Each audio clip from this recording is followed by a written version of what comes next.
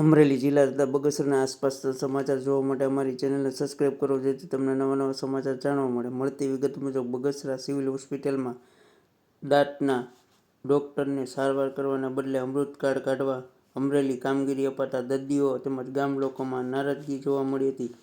મળતી વિગત મુજબ બગસરા પંથકમાં દર્દીઓ ખાનગી હોસ્પિટલમાં જવા મજબૂર પડે છે.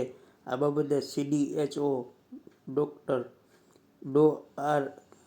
RM જોશીને અનેકવાર રજૂઆત કરી છતાં તે પોતાની મનમાની ચલાવી રહ્યા હોય તેમ લાગી રહ્યું છે. દર્દીઓ હેરાન થાય છે.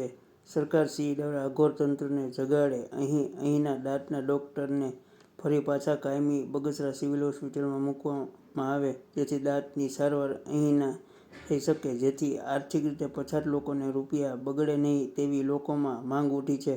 રિપોર્ટર સમીર વિરાણી, બગસરા.